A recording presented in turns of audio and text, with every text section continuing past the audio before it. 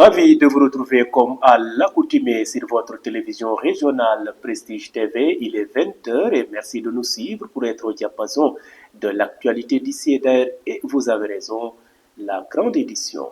Au sommaire, face aux nombreux débats suscités par la proposition de loi portant interprétation de la loi d'amnistie, le groupe parlementaire PASTEF les Patriotes a tenu une conférence de presse ce jeudi 20 mars 2025 pour apporter des éclaircissements sur leur démarche.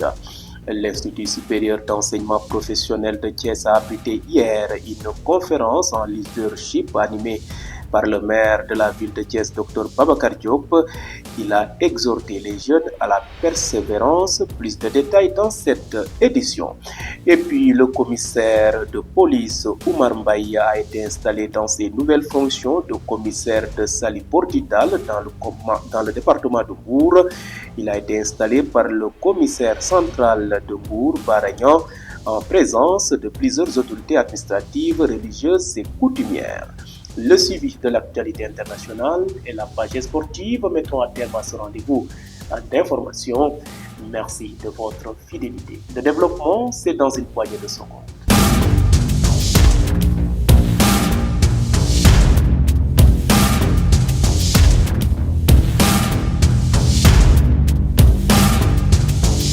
Bienvenue, merci de votre fidélité à votre télévision régionale.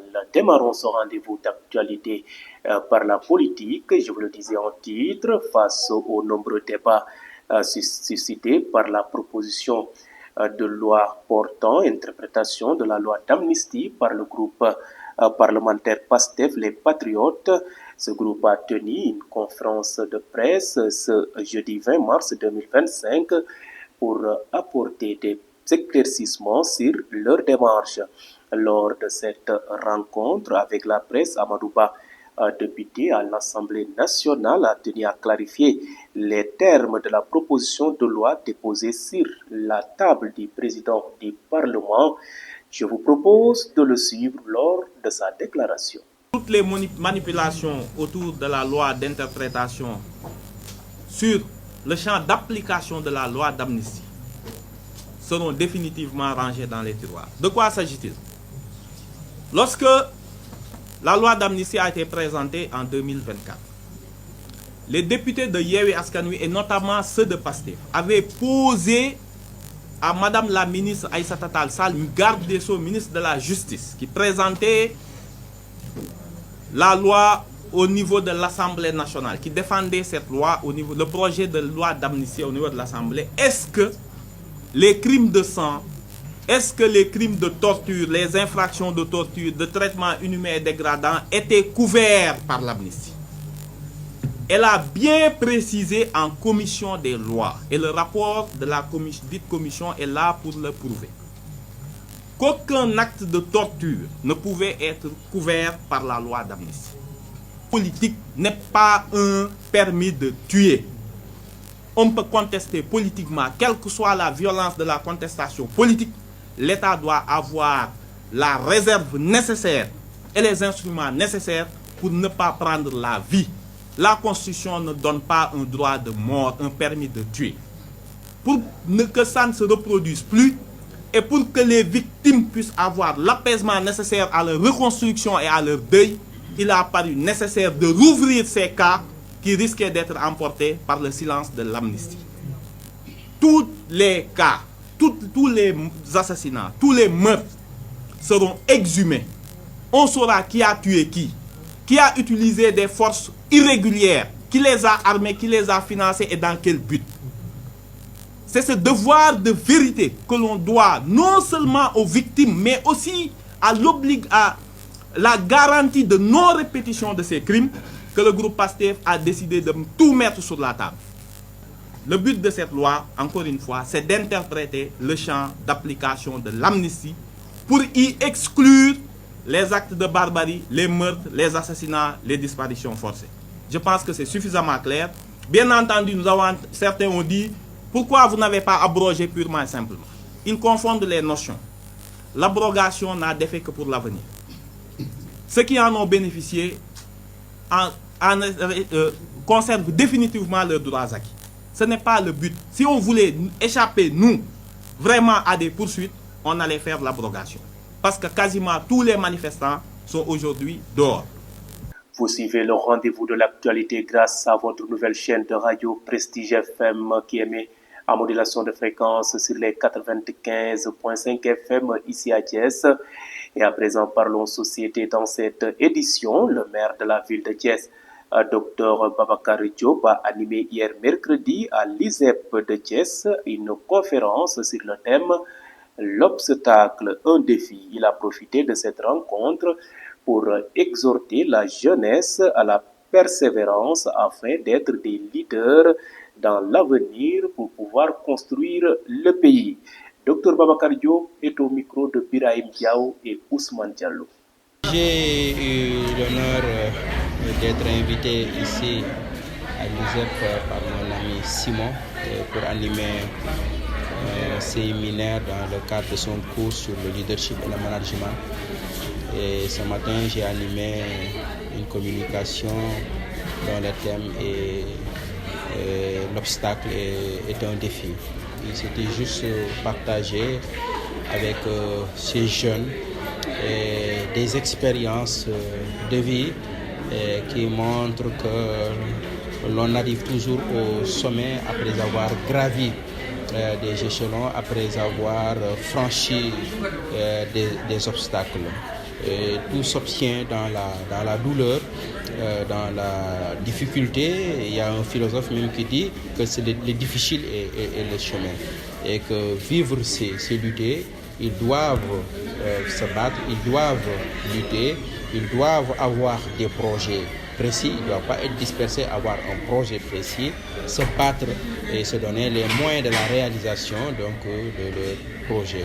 Et nous avons tenté de leur montrer que la pauvreté, oui, c'est la pauvreté, mais elle ne doit pas constituer un frein, elle ne doit pas constituer un obstacle donc, à leur évolution, à développer leur projet, en montrant des vies, des gens qui sont partis de loin, qui sont nés dans la pauvreté, dans des situations difficiles, improbables, mais qui ont réussi à s'imposer dans le domaine de leur choix, eux, en tant qu'étudiants, malgré les difficultés, malgré la pauvreté qui frappe certaines personnes, ils peuvent, à force de travailler, à force de s'organiser, de travailler, d'abnégation, ils peuvent finir par s'imposer dans le domaine de leur choix.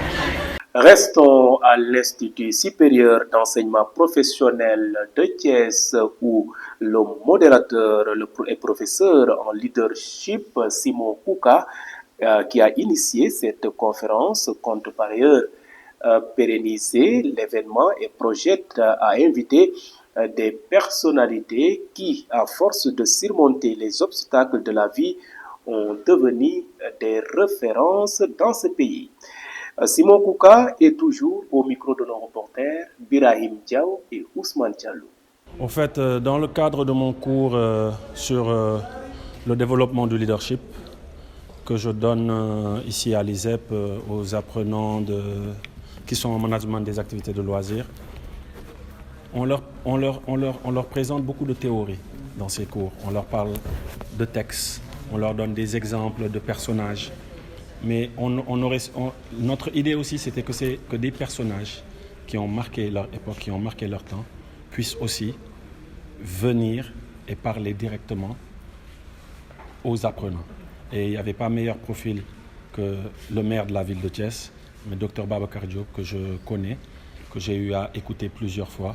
Et je me suis dit que ce cursus, il est assez important pour les apprenants. Quand on voyage, qu'on va aux États-Unis, un peu partout en Amérique du Nord, des fois, on intervient dans les universités et on a tendance à voir des acteurs de la politique, des maires, des sénateurs et même des acteurs de la justice, des procureurs, venir parler de leur cursus, parler aux jeunes. Mais malheureusement, on n'en voit pas beaucoup ici. Et c'est un peu dans ce sillage-là que lors de la fin de mes cours en développement du leadership, j'essaie d'inviter une personnalité publique, une autorité, un artiste, un sportif qui a vraiment marqué son temps, qui viennent parler aux apprenants. L'obstacle est un défi parce qu'on le voit souvent dans le leadership. Au fait, comme on dit, l'importance c'est pas le fait de tomber, mais c'est de se relever. Aujourd'hui, dans la présentation du maire, quand il parle d'Abraham Lincoln, quand il parle de Ferrer, on sent vraiment cette nécessité, justement, de parler de ce genre de thème. Parce que beaucoup d'étudiants, moi, quand je parle aux étudiants, ils ont l'habitude de me dire « Mais monsieur Simon, ici, quand on n'a pas de bras longs, quand on ne vient pas d'une certaine famille ou quand on n'est pas à Dakar, on ne peut pas prétendre à certaines choses. » C'était vraiment une opportunité pour casser ça. Donc d'où le choix du thème, parce qu'ils sont confrontés à énormément d'obstacles. On a la barrière culturelle, on a la barrière religieuse, on est dans une société où l'enfant n'a pas le droit de s'épanouir. C'est les adultes qui font tout. Donc eux, forcément, arrivés à l'âge adulte, ils sont confrontés aussi à énormément d'obstacles. Donc il fallait déconstruire tout ça. D'où le choix. Cap maintenant dans le département de Mbour, plus précisément dans la commune de Saly Portudal, où Oumar Mbaye a été installé en tant que nouveau commissaire du poste de police de Saly, succédant ainsi au commissaire Bakary Malang Faye. La cérémonie s'est déroulée en présence du sous-préfet de Signan, du maire de la commune de Saly Portudal, ainsi que des autorités administratives, judiciaires locales et des chefs de service.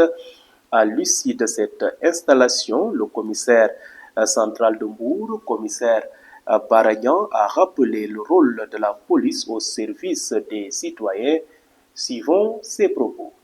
Donc nous sommes venus sacrifier à une tradition qui consacre le départ d'un haut gradé, d'un officier supérieur de la police, mais qui marque également l'arrivée d'un autre haut gradé de la police, qui est le commissaire Oumar Mbaye. De la hiérarchie, nous avons reçu des instructions pour mettre en œuvre une nouvelle doctrine de la police, qui est la police de proximité, qui consiste à une coproduction de sécurité.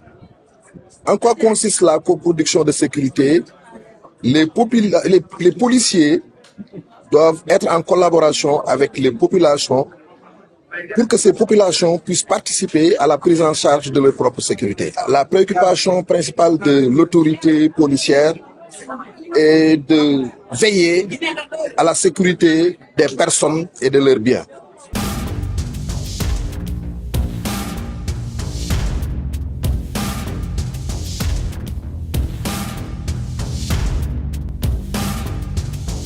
Et à présent, jetons un regard sur ce qui fait l'essentiel de l'actualité nationale de ce jeudi.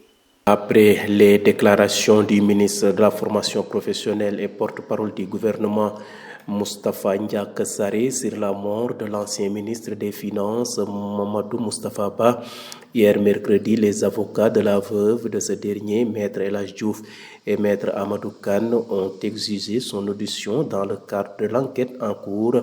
Pour rappel, Moustapha Ndiack Sarré a déclaré que Moustapha Ba a été tué dans des conditions troubles après avoir révélé au président Bassirou Diomaye Faye et au premier ministre Ousmane Sonko des irrégularités dans les chiffres de la dette du Sénégal, des propos qui ont relancé le débat sur les circonstances de son décès. Le ministre de l'intégration africaine et des affaires étrangères a annoncé hier mercredi que la date limite pour la finalisation des opérations contractuelles et de paiement relatives au Hajj 2025 est fixée au mardi 25 mars 2025.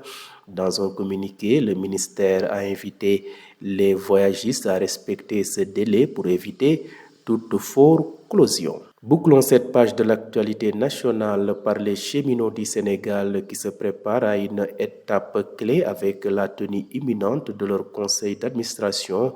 En amont de cette rencontre, le ministre des Infrastructures et des Transports terrestres et aériens, Yankoba Diémé, a organisé le mardi 18 mars une réunion de pré-conseil afin d'actualiser les nouvelles orientations de l'État alignées sur la vision Sénégal 2050.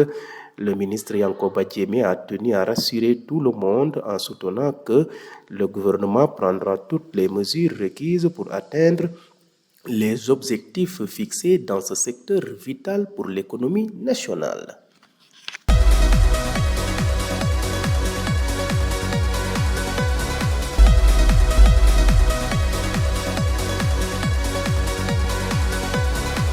Ce jingle marque le point de départ de l'actualité hors de chez nous qui va nous mener en Afrique de l'Est, en Europe de l'Est aussi. Mais tout d'abord, démarrons par le Moyen-Orient. La défense civile de la bande de Gaza fait état de 10 morts et de plusieurs blessés tôt dans la matinée de ce jeudi 20 mars dans des frappes israéliennes sur le territoire palestinien après une reprise massive des bombardements dans la nuit de lundi à mardi. Au moins 10 civils ont été tués et des dizaines d'autres blessés dans des frappes aériennes israéliennes qui ont visé 6 maisons à l'est de Khan Younes dans le sud de la bande de Gaza tôt jeudi matin, a déclaré le porte-parole de la défense civile Mahmoud Bassal. En réponse au bombardement de Shahal, la branche armée du Hamas a annoncé ce jeudi matin avoir tiré des roquettes sur Tel Aviv depuis la bande de Gaza. L'une d'entre elles a été interceptée par l'armée israélienne. Quittons le Moyen-Orient pour l'Europe de l'Est. L'armée de l'air ukrainienne a rapporté ce jeudi matin avoir été attaquée par 171 drones russes pendant la nuit.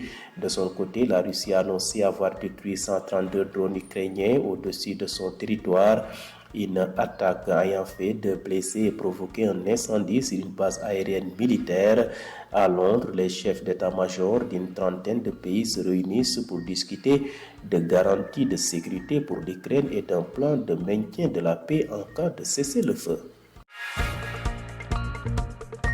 Bouclons rapide survol de l'actualité internationale en Afrique de l'Est où le président somalien, commandant-chef Hassan Sheikh Mahmoud, a été pris pour cible le 18 mars 2025 alors qu'il se rendait sur la ligne de front pour soutenir les troupes nationales.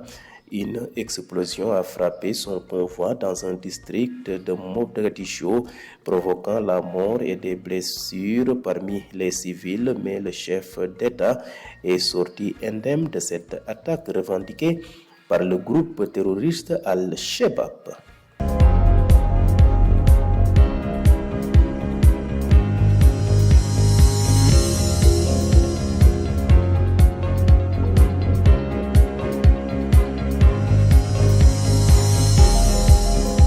Bouclons cette édition par une note sportive qui sera essentiellement consacrée aux éliminatoires de la Coupe du Monde 2026. Ce jeudi 20 mars, les Samouraïs bleus ont validé leur ticket pour la phase finale de la prochaine Coupe du Monde grâce à leur victoire à 2-0 contre Bahreïn avec des buts signés Daichi Kamada à la 66e minute et Tak Kubo à la 87e minute. C'était à l'occasion de la 7e journée des qualifications sur la zone asiatique.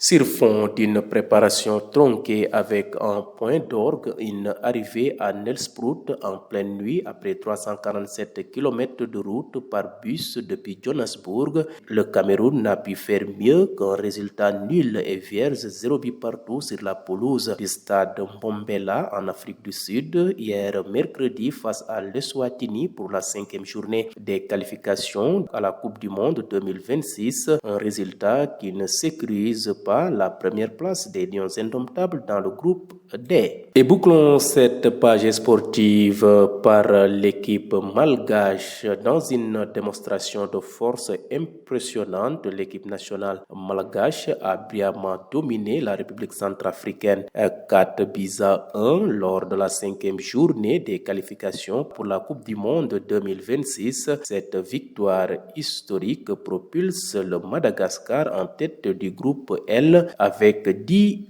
points.